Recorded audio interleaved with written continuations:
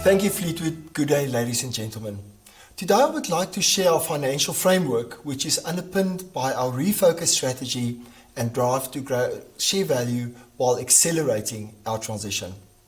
We aim to achieve both ambitious climate change targets and attractive, resilient and growing financial returns in future. In this financial section, I will explain why we're confident that we can achieve these objectives. As we go through this section, most of the numbers that you will hear are based on an oil price outlook of $55 per barrel in real terms. We clearly operate in a volatile environment, so we have tested to make sure that these plans do work in a $45 per barrel environment.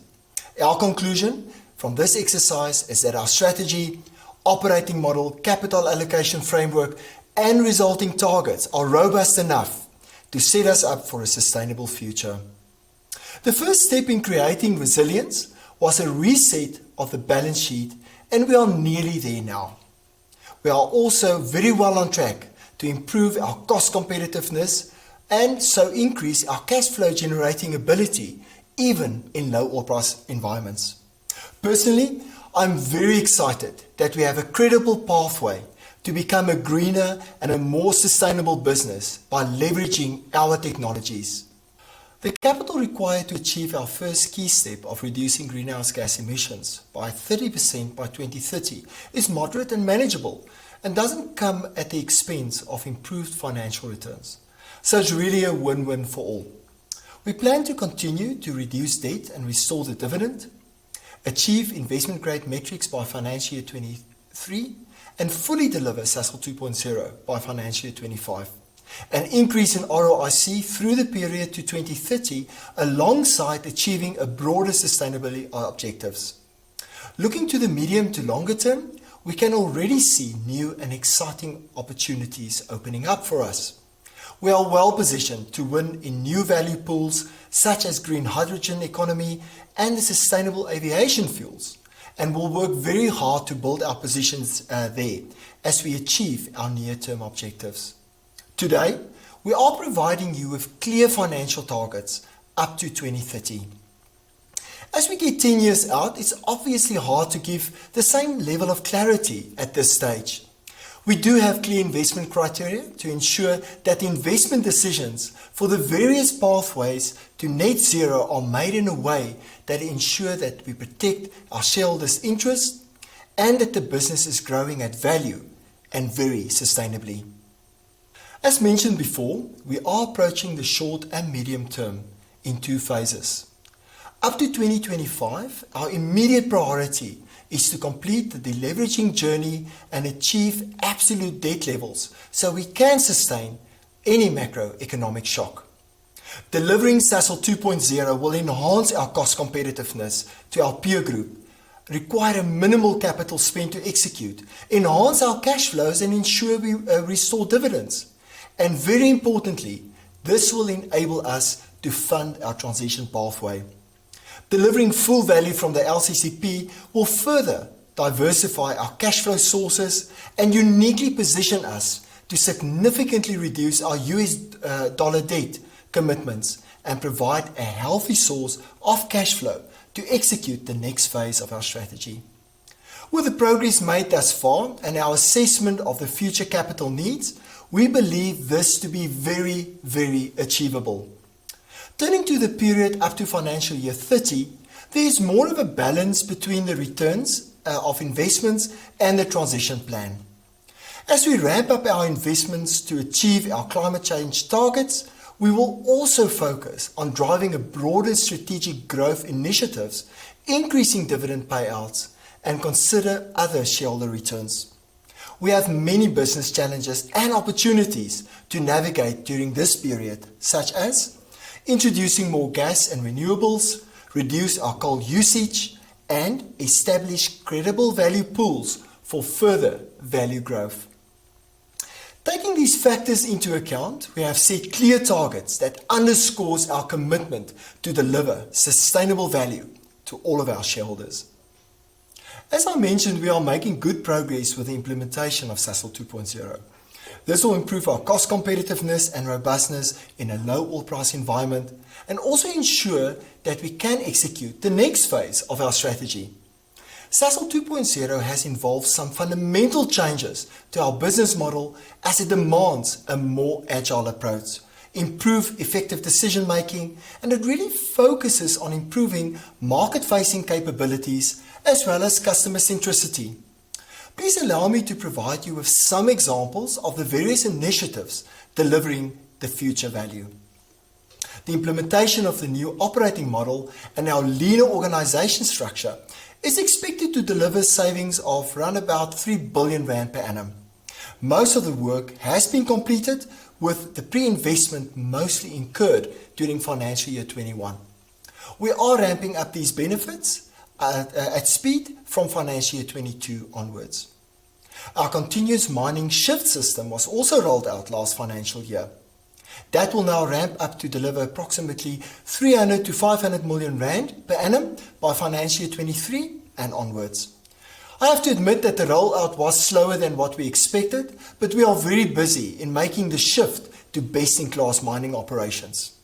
We are increasing our commitment to shared services and big data and improve our supply chain processes. Several initiatives are in the process of being implemented, with early indications that we will achieve our expected returns. Targeted margin improvements in the chemicals and energy business will be delivered through focused customer centricity and optimization of our product strategies. My colleagues will share more details later in the presentation. Our December 2020 Sasol 2.0 targets still stand, and judging from the initial progress we made in financial year 21, we are quite confident that we will achieve these benefits in a very steady manner over the next few years. I would like to take you through our overall targets for the phases up to financial year 25 and then to financial year 30. I already mentioned the objectives informing our targets and would like to briefly highlight the following key points to you. Firstly, we plan to step up our ROIC as we go through the Sasol 2.0 and business transition phase. We target to increase our ROIC to between 12 and 15% in a $55 per barrel scenario to financial year 25 and above 15% leading up to financial year 30.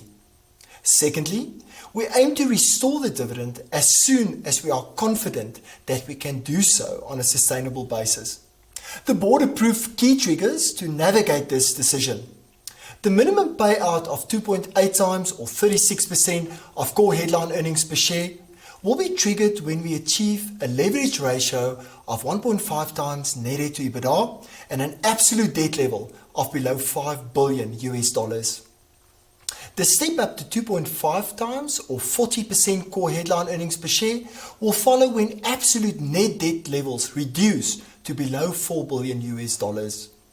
When the company achieves these triggers, the board will reinstate the dividend as long as there is confidence that it can be sustained based on the prevailing outlook at that point in time. We currently intend to keep the regular dividend within this new range. Thirdly, to support the dividends and the funding of the strategy, we plan to manage the balance sheet at lower gearing levels in line with many of our global peers. Fourthly, as mentioned before, we plan to manage our cost competitiveness of our South African integrated value chain cash break-even level to between $30 and $35 per barrel throughout this period up till financial year 30. This will ensure business resilience in managing future periods of market price and regulatory volatility. As a final point, we will maintain capital discipline. We have implemented and evolved our 2017 capital allocation framework. Although the LCCP capital overruns overshadowed the progress made in this regard, I can assure you that this framework assisted us greatly to manage and navigate through the unprecedented times we experienced over the past 18 months and the significant effects thereof. We estimate that we can manage capital spend to between 20 and 25 billion rand per annum to maintain our asset base. comply with all relevant environmental and air quality regulations, fund our transition to a 30% greenhouse gas reduction target by 2030. The aggregate capital for this transition is estimated at between 15 and 25 billion rand and is included in the 20 to 25 billion rand per annum capital cash flow, which I will provide more color on later during this presentation. We are of the view that these targets sustainably balance shareholder returns, ensure that we remain resilient and competitive, and enables the first significant step to transform our business footprint towards a more sustainable future. Given the company targets I just spoke to, please allow me now to talk you through how we expect returns to evolve over the next 10 years. Overall, we believe that we can drive improved financial returns in parallel with the investments required to achieve our climate change targets. It is important to reflect a bit on the underlying moving parts to achieve this planned results. Starting with energy, in the period up to financial year 25, the benefits from Sasol 2.0 will more than offset the dilution we anticipate resulting from the investments we will have to make in achieving our climate targets. From financial year 25, we believe that we can further increase returns through further planned decreases in mining costs, as well as efficiency benefits which outweigh some margin dilution from higher feedstock. This means in us broadly holding the break-even price for the South African business up to financial year 30, which will really ensure resilience throughout this whole period. This is based on some reasonably conservative assumptions. So if pricing increases ahead of our expectation as the world recovers from this pandemic, we will have excellent operating leverage to benefit from these gains. Priscilla will expand on the value preservation of our South African assets and the decarbonisation imperative, which with disciplined capital allocation will enhance returns. For the chemicals business, we have different dynamics in the South African and the international business, so let me walk you through them separately. In South Africa, the business should hold margins flat through to financial year 25, with benefits from Sasol 2.0 offset by anticipated cost pressures from higher gas feedstock. Through to financial year 30, there will be further return dilution from mostly higher gas costs that are only partly mitigated by efficiency gains.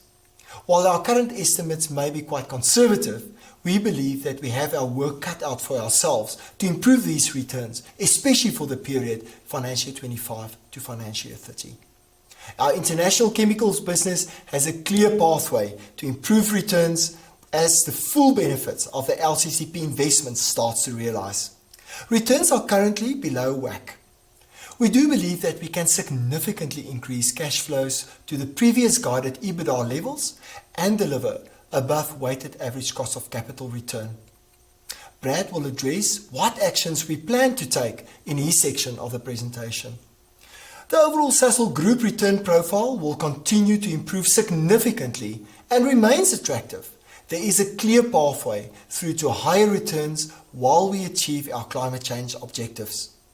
The major asset divestments to deliver the business improvements have already been made. We are well positioned to deliver sustained value from our reshaped asset base going forward. As we go through the next phase of Sasol's development, capital discipline will be quite key. We have refreshed our capital allocation framework to enable the successful execution of our strategy and to reflect on our commitment to share improved returns with our shareholders. Our capital allocation framework is about achieving the balance between our delivery of our climate change ambitions and protecting the growth for our shareholders. It's also about the balance between near and long-term returns.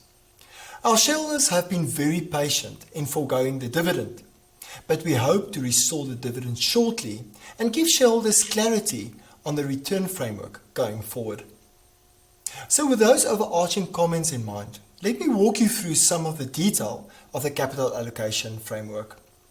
In the first order of allocation, we need to make sure that we have two key components that underpins everything.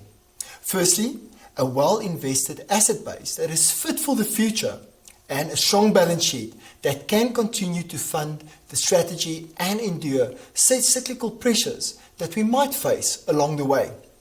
In order to ensure a well-invested asset base, capital expenditure required to maintain and transform our business comes really first. The combination will be in a range of about 20 to 25 billion per annum and includes a 15 to 25 billion in aggregate transformation capital up to 2030. In addition, we have some selective growth and improvement capital in our first order. But I want to be clear that this capital is where the amounts involved are very modest and the returns are clear both in terms of level and timing. In other words, these are quick wins and very much smaller scale seed investments for longer term sustainability initiatives. To give some sense of scale, I would anticipate that this capital would be around R1 billion per annum and with returns well above the weighted average cost of capital. In terms of balance sheet, we want to get back to investment grade metrics. But the key reference point here are the leverage below 1.5 times net debt to EBITDA and over time absolute net debt levels of below $4 billion. The idea behind those targets is always to make sure that we have a strong liquidity position, and we will also make sure that we keep going consistently with investing in our strategy without needing to change direction with short-term price volatility or other unexpected developments happening or coming to at us. As the balance sheet strengthens, we will restore dividends. We want to make sure that those dividends do form part of the baseline returns that shareholders can expect. And as I mentioned earlier, we anticipate stepping up the payment levels over time. Our ultimate target is a cover level of 2.5 times or a 40% payout based on core headline earnings per share. The advantage of a payout or cover-based dividend policy is that it will naturally adjust up or down with the pricing cycle, and so we are very confident that this is the right approach to follow for our type of business, and mostly this is in line with our global peer group. In our second order of allocation, we will make sure that there is effective competition for all discretionary capital that we generate. And again, the decisions here will come back to the question of balance. Available capital will be considered between investing sensibly for long-term growth, but also looking at supplement shareholder returns, either through buybacks or special dividends. In the next slide, I will go into a little bit more detail about the specific guidelines we have set supporting our capital allocation. As we've said at the last results release, the disposal program is now ending.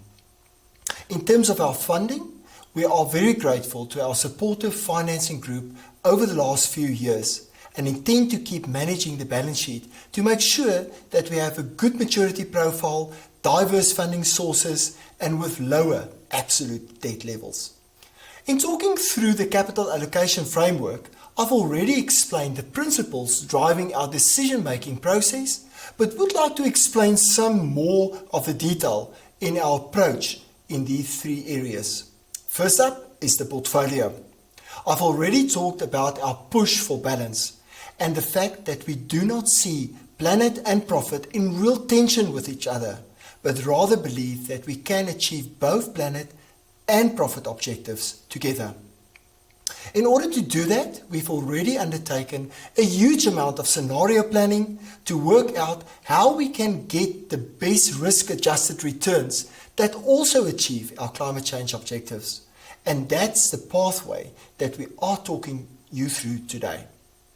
I would emphasize that we are focused both on risk and returns, particularly as we explore new revenue opportunities that will involve some more elevated risk, and that is why you will hear today the partnership theme mentioned a number of times today. Because this helps us to reduce capital outlay and also really broadens our resources and capabilities which we bring to our projects. Much as today is mostly focused on climate change pathways, we are also focused on growing the business more broadly, and we see that happening in phases.